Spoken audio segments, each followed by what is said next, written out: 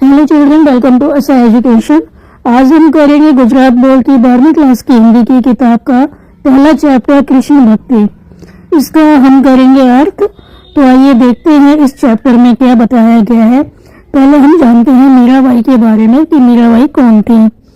तो मीराबाई का जन्म हुआ था 1498 में और इनकी मृत्यु हुई थी 1563 ईस्वी में। और मीराबाई का जन्म हुआ था जोधपुर के कुकड़ी गांव में और राव रतन सिंह के परिवार में ये जन्मी थी। इनका विवाह मेवाड़ के महाराणा सांगा के जो पुत्र थे भोजराज उनसे हुआ था, लेकिन विवाह के कुछ साल बाद ही इनके पहले पति, फिर पिता और एक युद्ध में इनके ससुर की मौत हो गई, देहांत हो गया। तो पति की मृत्यु के बाद उन्होंने अपना अधिकांश समय कृष्ण भक्ति और साधु संतों के सत्संग में बिताना शुरू किया। तो अपने पति की मौत के बाद इतने सारे लोग खत्म हो गए, पति खत्म हो गए, पिता खत्म हो गए, ससुर भी खत्म हो गए, तो उन्होंने अपना अधिकांश समय कृष्ण भक्ति में लगाया और साधु संतों के सत्संग में बिताना शुरू किया। भौतिक जीवन से निराश मीरा ने अपना घर त्याग दिया और वृंदावन में डेरा डाल पूरी तरह कृष्ण भक्ति की भावना में लीन हो गई। तो इनको सांसारिक जो मोह माया थी वो रास में आई, उसका उन्होंने त्याग किया और वृंदावन चली गई और कृष्ण भक्ति में लीन हो गई।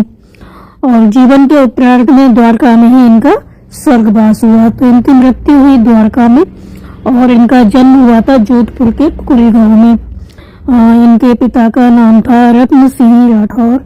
इनके परिवार में ये जन्मी थी और मेवाड़ के महाराणा सांगा के जो बेटे थे भोजराज, उनसे विवाह हुआ था, लेकिन कुछ साल बाद ही इनके पति, पिता और ससुर का देहांत हो गया। फिर ये कृष्ण भक्ति में लीन हो गई और इनकी मृत्यु हो गई द्वारका में।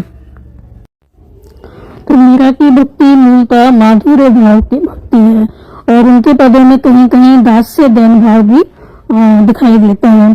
तो मीरा के द्वारा गाए गए विरह के गीत भारतीय साहित्य की अनमोल निधि हैं और मीरा के पद संपूर्ण भारत में प्रचलित है। तो मीरा हिंदी और गुजराती दोनों की कवियत्री मानी जाती हैं।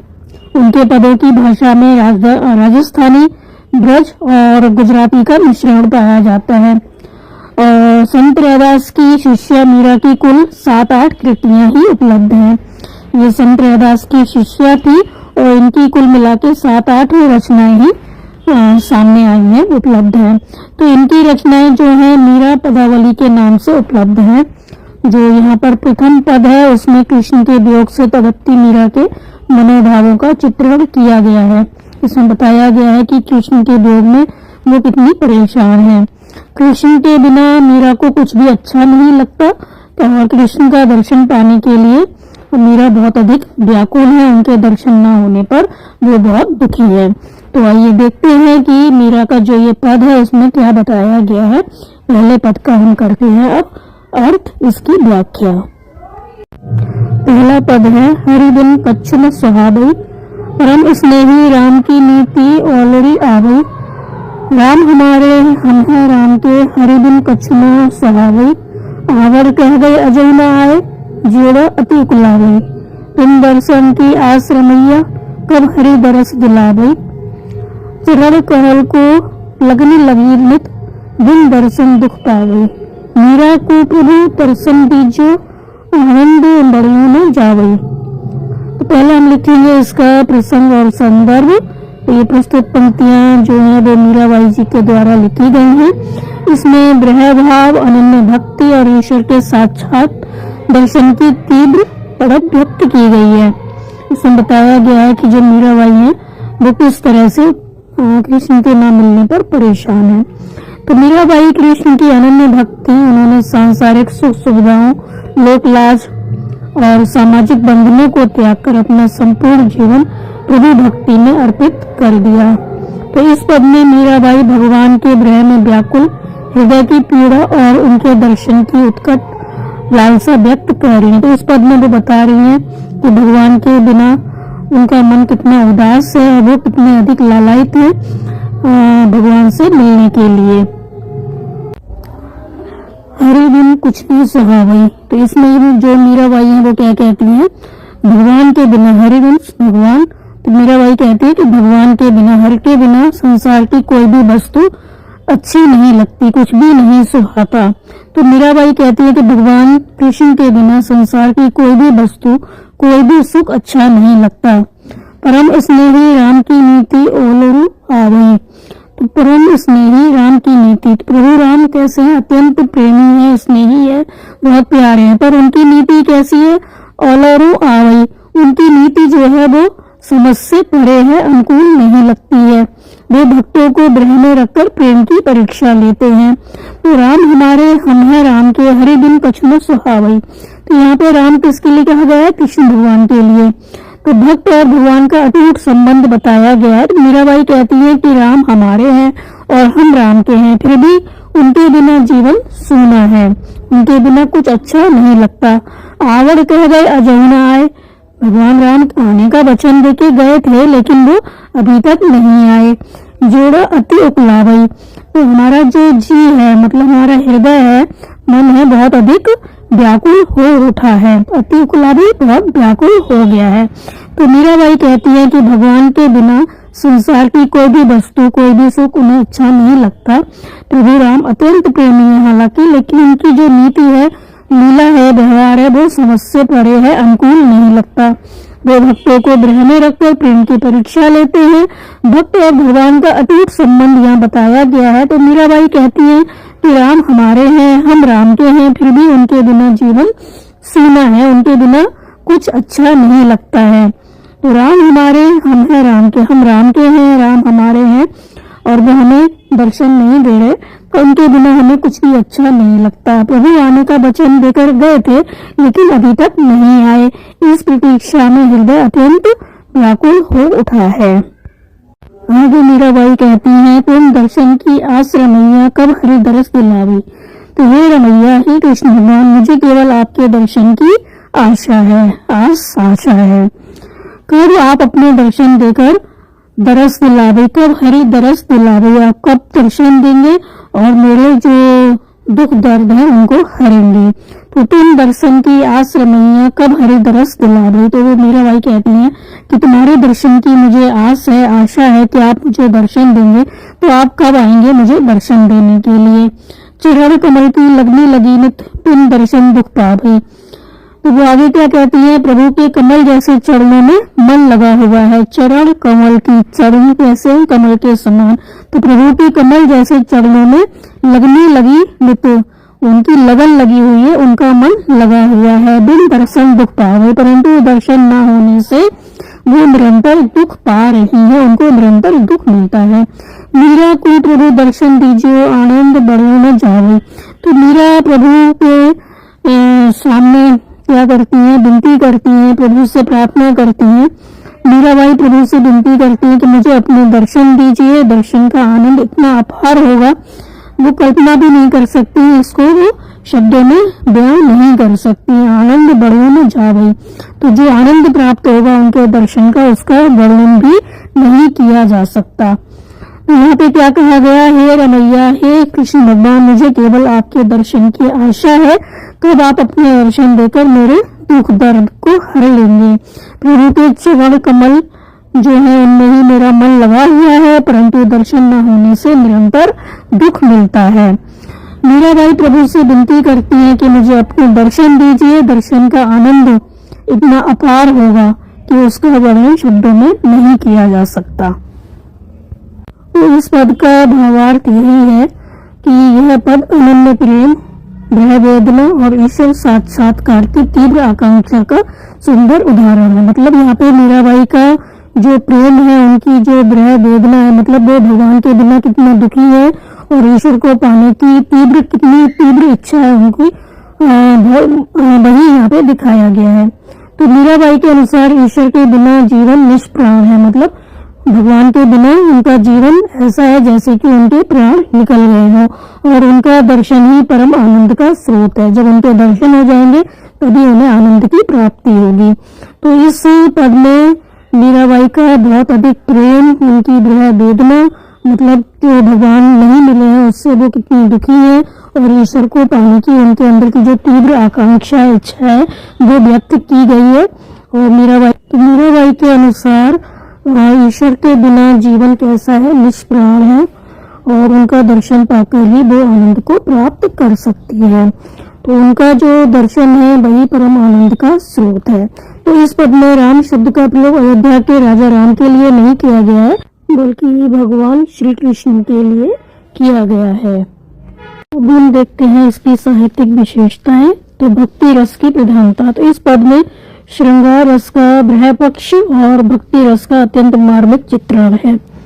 प्रभु के दर्शन न होने से भक्त की व्याकुलता स्पष्ट दिखाई देती है। अनन्य भक्ति भाव मतलब यहाँ पर जो मीराबाई है उनका अटूट प्रेम दिखाया गया है।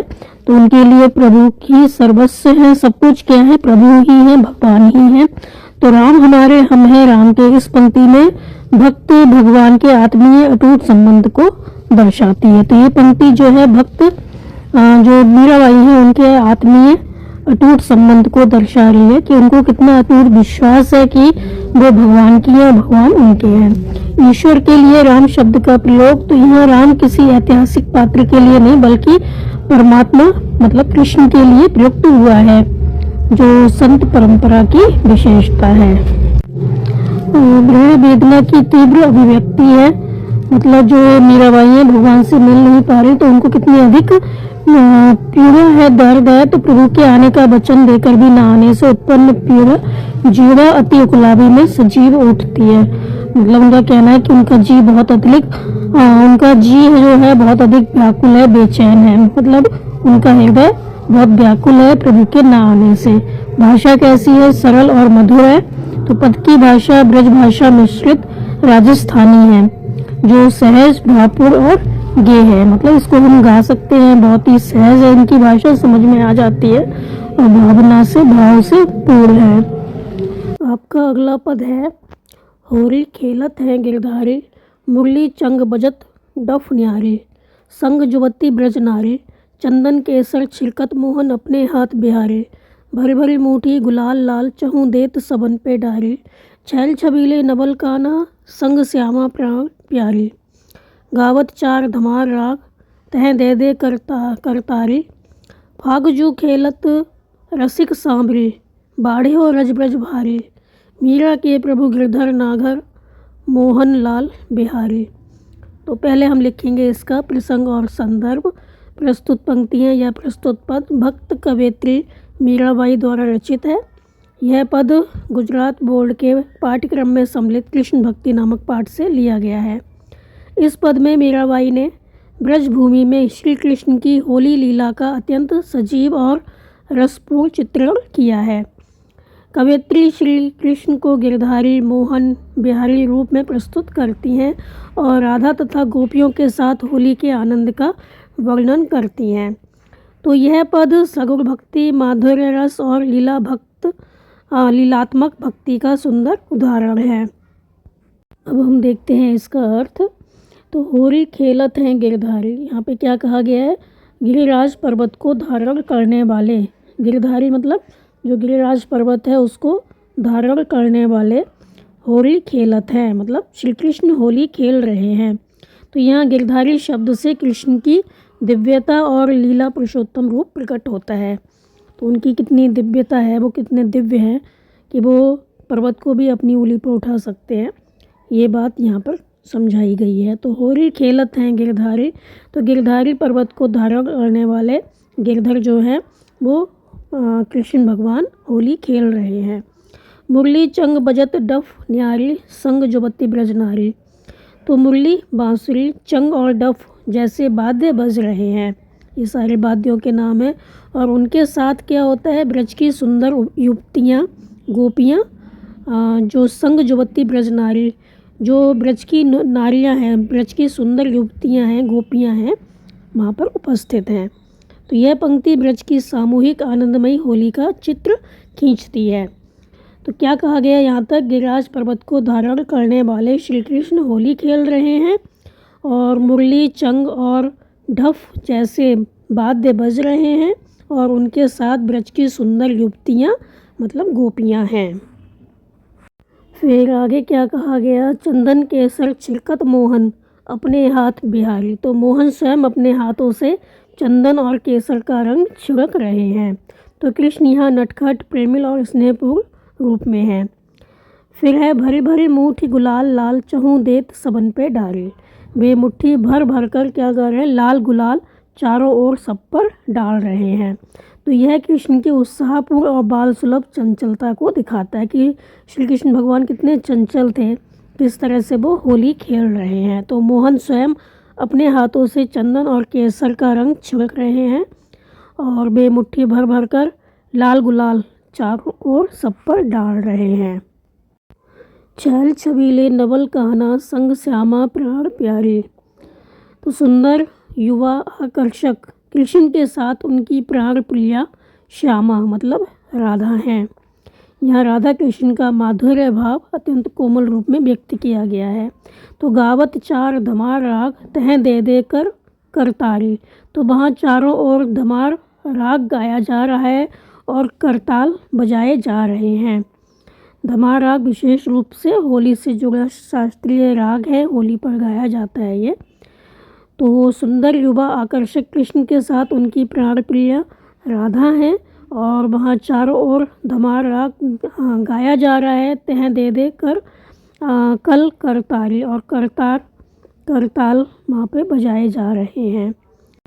तो धमार जो राग है वो गाया जा रहा है और करताल बजाए जा रहे हैं। तो करताल जैसा कि ये दिखाया गया है यहाँ पे, ऐसा एक वाद्य यंत्र होता है जो कि खुशी के मौके होते हैं, इस तरह के जो त्यौहार होते हैं उन पर बजाए जाते हैं। आगे की पंक्तियां हैं, भागु जो खेलत रसिक सांबरी बाढ़ियो रस ब्रज भारी। तो रसिक श्याम जब होली खेलते हैं, कृष्ण भगवान जब होली खेलते हैं तो क्या होता है, ब्रज भूमि रज से मतलब धूल और रंग से भर जाती है। तो यहाँ पूरा जो ब्रज है वो कृष्ण में हो जाता है। मीरा के प्रभु गिरधर नागर मोहन लाल बिहारी। तो मीरा के प्रभु गिरधर नागर, मीरा के कौन है, जो गिरधर नागर हैं वही उनके प्रभु हैं, वही मोहन वही बिहारी ही उनके प्रभु हैं। मीरा कहती हैं वही गिरधर नागर वही गिरधर वही मोहन वही बिहारी ही मेरे प्रभु हैं, मैं किसी और को नहीं मानती। तो यह पंक्ति मीरा की पूर्ण शरणागति मतलब पूरी तरह से वो कृष्ण में हो गई हैं, कृष्ण भगवान की हैं और एक निष्ठ भक्ति को दर्शाता है। तो इन पंक्तियों में जो ये पद है इसमें बताया गया है कि ब्रज की होली किस तरह से होती है, लोग कितने उत्साह के साथ होली खेलते हैं और जो मीराबाई हैं वो सिर्फ श्री कृष्ण भगवान को ही याद करती हैं और यहाँ पर उनकी जो भक्ति है भगवान के प्रति वो दर्शाई गई है। हम देखते हैं इसका साहित्यिक परिचय, इसका विशेष। तो ये पद जो हैं वो मीराबाई के द्वारा लिखे गए हैं। पद में श्री कृष्ण की ब्रज होली लीला का अत्यंत सजीव और मनोहारी चित्रण किया गया है। इन पदों में श्री कृष्ण की ब्रज की होली कैसी होती है उसका बहुत ही सजीवी वर्णन किया गया है। तो यह रचना सगुण भक्ति पर आधारित है जिसमें भक्त भगवान को साकार रूप में अनुभव करता है। पद में माधुर्य रस की प्रधानता है तथा श्रृंगार और भक्ति रस का सुंदर समन्वय देखने को मिलता है। कृष्ण को गिरधारी मोहन बिहारी जैसे नामों से संबोधित किया गया है। इस तरह से उनकी लीलामय और आकर्षक छवि को प्रस्तुत किया गया है। तो ब्रज की गोपियाँ राधा मुरली चंग ढप धमार आदि के माध्यम से ब्रज संस्कृति का जीवंत चित्र उभरता है। तो ब्रज की गोपियाँ हैं, राधा हैं और मुरली और इस तरह के जो वाद्य यंत्र हैं उन सब के माध्यम से पता चलता है कि ब्रज की संस्कृति क्या है, वहाँ पे किस तरह से होली खेली जाती है। मतलब सब लोग मिलजुल कर होली खेलते हैं और तरह तरह के वाद्य यंत्र बजाए जाते हैं।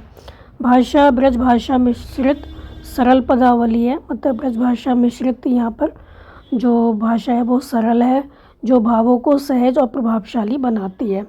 पद में चित्रात्मकता अत्यंत प्रबल है जिससे पाठक को होली का दृश्य आंखों के सामने दिखाई देता है। जब हम इसको पढ़ते हैं तो हमें ऐसा लगता है कि हमारे सामने ही होली खेली जा रही है। संगीतात्मकता इस पद की विशेषता है। वाद्य यंत्रों और रागों का उल्लेख काव्य को गैर बनाता है।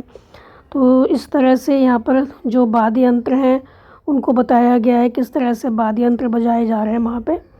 तो अंत में कवयित्री की पूर्ण शरणागति और एकनिष्ठ भक्ति स्पष्ट होती है। कृष्ण ही उनके एकमात्र प्रभु हैं। तो यहाँ पर यही दिखाया गया है जो कि मीराबाई हैं वो पूरी तरह कृष्ण में है, उनको कृष्ण के अलावा कोई भी नहीं सूझता, तो वो कृष्ण की दीवानी है। तो ये था दोनों का अर्थ, दोनों पदों का। उम्मीद है आपको समझ में आया होगा, तो आप इसको अच्छे से समझ कर याद कर लीजिए और हमारे चैनल ऐसा एजुकेशन को लाइक कीजिए, सब्सक्राइब कीजिए और शेयर करना बिल्कुल मत भूला करिए। Thank you.